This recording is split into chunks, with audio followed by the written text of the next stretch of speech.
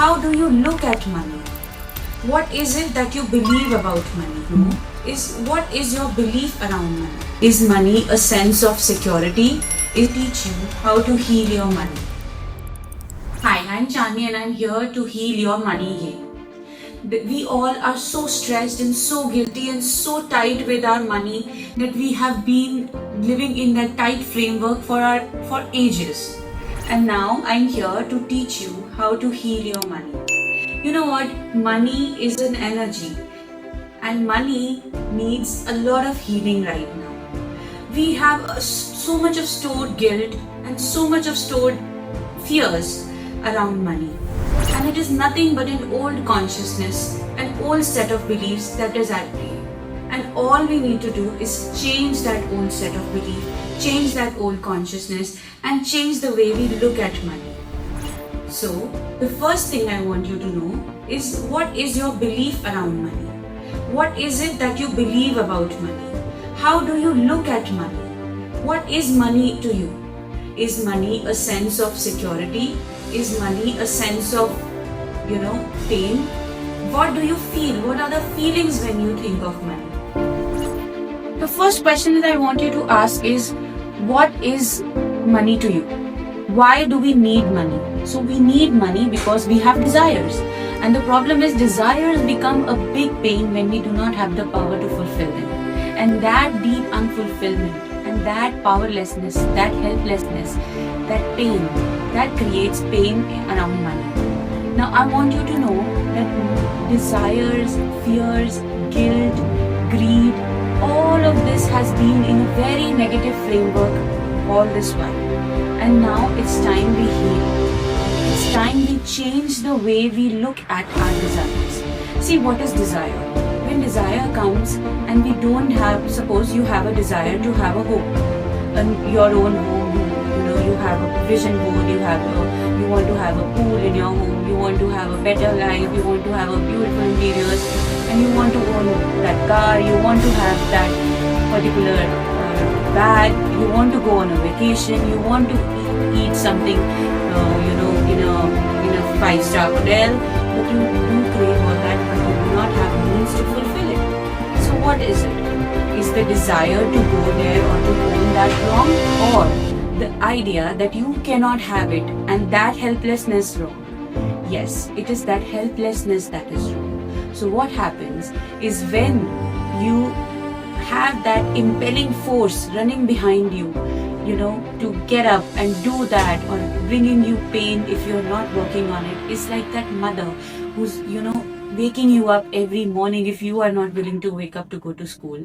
And sometimes it's a little bit cringy, sometimes it's a little bit painful. And sometimes that mother is very, very snappy. And sometimes it'll slap you, sometimes it'll be very, very rude to you. So that's that impelling force. So Bhagavad Gita says there's an impelling force behind every desire that creates an attachment, and that attachment creates anxiety, and that attachment creates fear. So there is another way, is to overcome that desire and become desireless. So you have two ways, either fulfill your desires or become desireless, because the only thing that we need is peace. So one way leads to God, one way leads to your freedom from all these attachments, and one way leads to fulfillment, which is a bigger, broader way, because no one should be poor and leave this earth. That's what I believe. So build your money. You know what? Be good. Be good. The problem is that we always want to be good, and we sometimes leave our own needs to be good. I would say be rich and then be good. Being rich is more important than being good today. Think of money, get up every morning and think of money. Every morning think, how can I make money? How can I make money? How can I make money? Money is more important than anything in the world. Why not? Why not? Why are we running behind that belief that, money is not important? Some money cannot buy everything. Money cannot do anything. Money is not the everything. But yes, I'm telling you, money is a lot of things. However, we do need to have a clear consciousness. We do need to have God in us. Let's talk about the greatest energy monster in the money background, greed. What is greed? Should greed be neglected? Should greed be ignored? Or what should we do with this big time monster called greed that we have been reading and learning all through our lives. And our teachers have told us that greed is a bad moral, that greed should not be there. And you know what? Those with a good conscience run away from greed. Those with a good conscience will say, oh, greed, I'm going to run away, I'm doing something wrong. And some people get enmeshed and do wrong things. Now, how do we treat this particular energy called greed? Greed is something that needs understanding. Greed is something that needs being. Greed is something that you need in you only to know where you are. Seek, sit down, and now quest. Go within. There is a self-quest that you need to do. Why am I feeling greedy? Where is that feeling of greed coming from? Why do we need something, where is that desperation coming from? We need to ask, where is that feeling of greed coming from? For example, every time I used to open up a mantra of Ma Lakshmi, a strong feeling of greed would bother me. And I would just be so fearful that what will Mother Lakshmi think that I am so greedy, I am listening to her. Why? And you know what? I say, do quest. Sit down and answer yourself. Am I unfulfilled? Am I being a desert? Am I being so unfulfilled that whatever, I seek, is becoming a pain to me? Is my desert seeking water? Am I being something that I do not want to be? Am I having that which I wanted? Am I doing that which I wanted? Am I living the life that I wanted? Is that greed coming out from that inner child, from that inner self that is deeply unfulfilled? Is that greed a reason that you should work on yourself and build that life? Is that greed coming out from some place that needs healing, that needs clearing, that needs a little bit of mindset control, that needs a little bit of energy healing, or in any way action healing? You know what? Action is the greatest healing. Let's do action healing. Today, write down if you have the feelings of greed, and write down where is that greed coming from? Where is it taking you? Is that greed a good greed? There are two types of greed. Good greed, bad greed. Good greed is something that will lead you towards a better life. Bad greed is something that will lead you towards a torture. Now, torture life is something like, fighting for a court case and having a greed that, I will have everything and let no one have anything. That's bad greed. Take yourself away from bad greed. Having a good conscience when you're seeking money is the best way, because money becomes your friend and fate can open up great abundance if you seek a clear conscience. Actually, some of us are living with notions. We have been taught as a child that greed is bad, and we are holding that notion. And we are holding it so strongly that every time greed comes, especially those who have a spiritual attitude, whenever a greed comes, we run away from those feelings. Instead of channelizing those feelings that are supposed to take us to a level bigger than we think, we run behind that, resistive identity. A very strong resistive identity that wants to run away from greed and wants to create missions and want to do something beyond ourselves. But I say, unless your own cup is fulfilled, how can you go and give to others? You know what? There was a time when I used to have little money, and you know what I would do? I would go and give it to the poor. But recently I just realized that if I would have filled my own self and used that money more on me, or rather, at least save my time or something like that, and use my time to build more money in that time, and build more manpower, and build more energy, or build more space of time, and then give to the world, then I would have felt not 5 but 50. So rather than, we need to shift these beliefs a little bit, and we need to have a little bit of out of motion consciousness. We need to understand that sometimes these feelings are nothing but, chains that we need to hold and we need to lean to that part there where we need to go.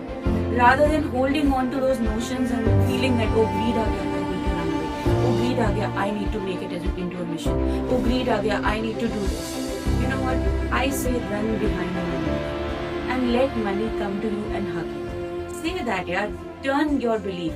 People say if you run behind money, money runs away from you. I say run behind money and money will run to you. If you run, change this belief.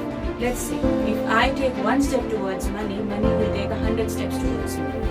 What is scarcity mindset? Scarcity mindset is an unhealthy behavior where we tend to hoard money, where we tend to, spend less, where we have a very unhealthy behavior in spending or saving or giving or owning that money or even creating that money. So scarcity is a behavior where we tend to think that there is not enough money being had. But I say that, you know what, I have a very beautiful belief. When you expand your need, God expands a way and expands the doorway from where that need will be fulfilled. And that is the highest belief that has helped me in my own self. Where is that feeling of need? For example, every time I used to open up a mantra of Mahalakshmi, a strong feeling of pain would come to me. And I would just be so fearful that what will Mahalakshmi think, and I'm so greedy and listening. Why? And you know what I said? Sit down and answer yourself. Am I unfulfilled? Am I being a desert? Am I being so unfulfilled that whatever I seek is becoming a pain to me? Is my desert seeking water? Am I being something that I do not want to be? Am I having that which I wanted? Am I doing that which I wanted? Am I living the life that I wanted? Is that greed coming out from that inner child, from that inner self that is deeply unfulfilled? Is that greed a reason that you work on yourself and build that life? Is that greed coming out from some place that needs healing, that needs clearing, that needs a little bit of mindset control, that needs a little bit of energy healing, or in any way action healing? You know what? Action is the greatest healing. Let's do action healing. Write down if you have the feelings of greed, and write down where is that greed coming from. Where is it taking you? Is that greed a good greed? There are two types of greed. Good greed, bad greed. Good greed is something that will lead you towards a better life. Bad greed is something that will lead you towards a torture. Torture life is something like, fighting for a good cause and having a greed that I will have everything and let no one have it. That's bad. Take yourself away from that. Having a good conscience when you're seeking money is the best way, because money becomes your friend and fate can open up great abundance if you seek clear conscience. And as little self actually starts to bring a lot of, concrete a lot of unnecessary beliefs. Unnecessary beliefs like rich people are greedy, rich people are selfish, rich people do not help, rich people are not good. You know what? That's nothing but our own little self, our own unfulfilled, helpless self talking to us and trying to be okay. I'm okay with this. I'm okay in this dress. Basically trying to be in a state where we call the other person bad. Like the grapes are sour for the fox because the fox cannot have it. So one belief: do you think rich people are greedy? Do you think rich people are bad? Do you think rich people are not good? I believe that rich people are very good, because rich people actually work on themselves and they go out and help so much that you cannot imagine. So many NGOs, so many people are being helped, so many children are being rescued, so many women are being helped, so many old age homes are being helped, so many underprivileged people are being helped, so many needs are being met only because of rich people that exist. If there was no Ratan Tata or a Mukesh Ambani, where would we be? Who are we if there is no Jeff Bezos? Who are we if there is no Elon Musk? Who are we? We are growing well only when we have rich people. I say run with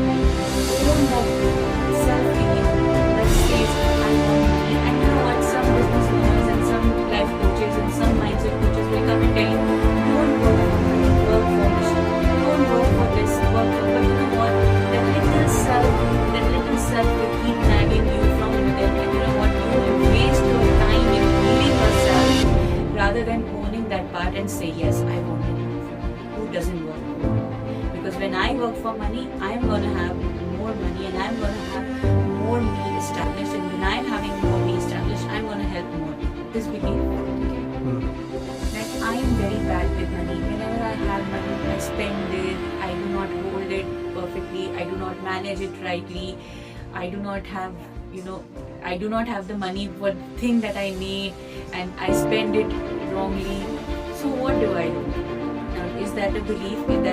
Does it hold true forever? That is the question I ask. Can I go to a course? Can I sit down and can I use the power of self-control?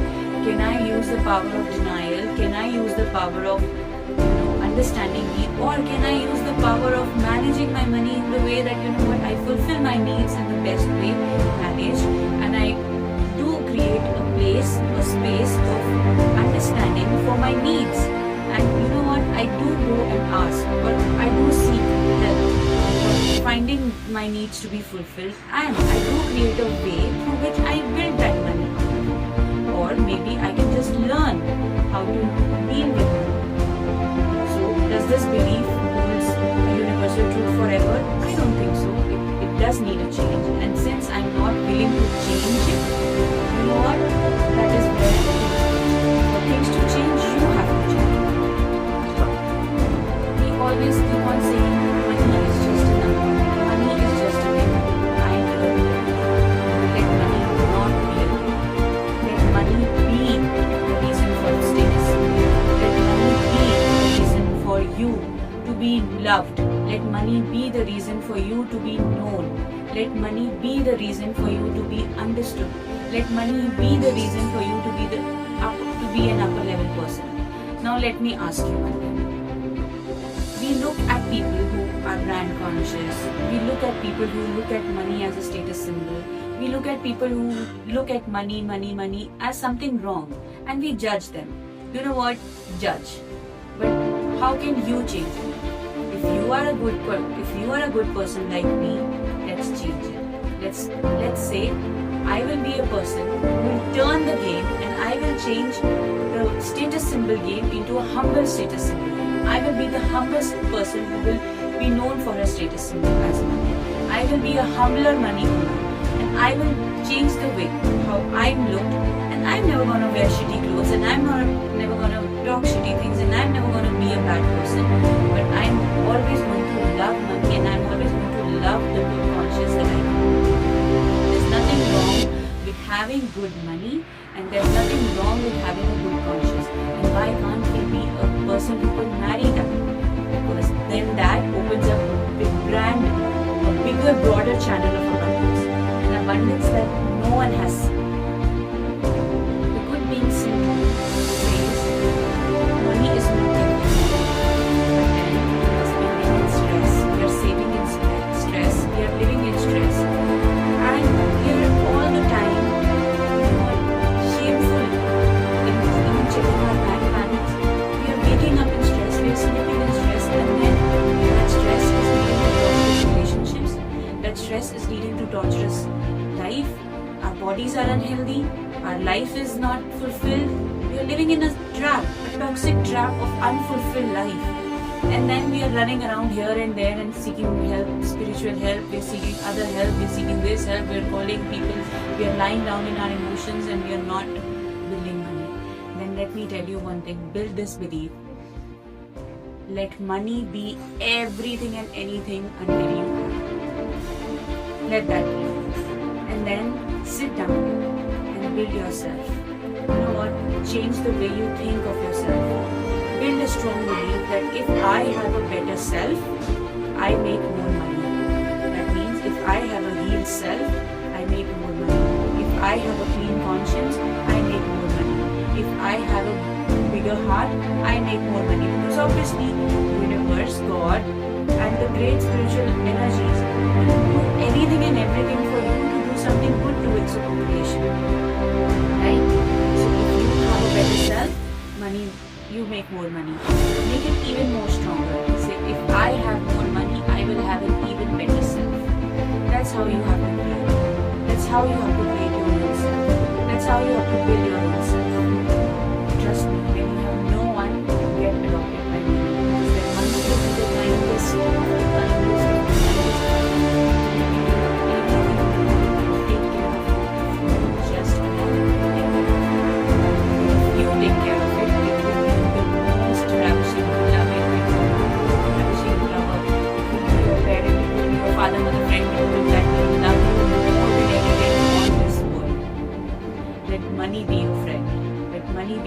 friend. Let money be your greatest goal. Build such a strong attachment to money that until unless you are the richest person that you have ever dreamt of, money is your highest need and money is your highest desire and money is your greatest friend.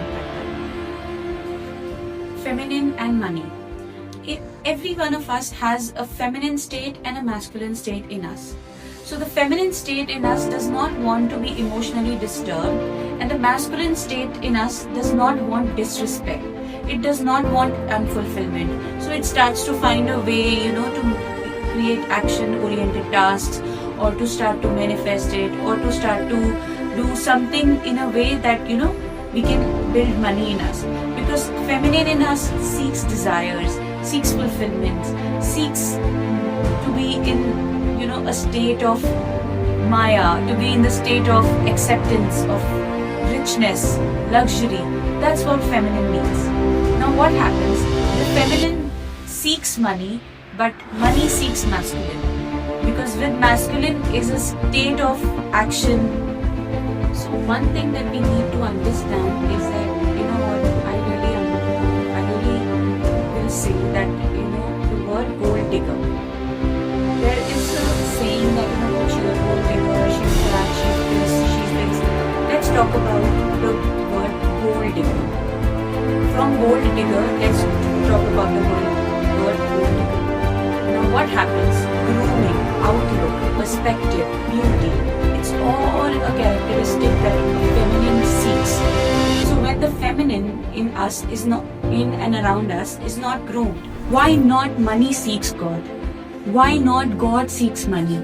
Why can't be a beautiful relationship of God and money? I don't want to go to a temple and go and give nothing or stand in long queues. I want to go to a temple and I want to be a fucking VIP and be in that place where I will give more than what I can, more than anyone in the world, anyone around me can. So, seeking God should never be against seeking money. Seeking God and seeking money should be together. Why can't we do that? Now, let's talk about something very, very important in the next week.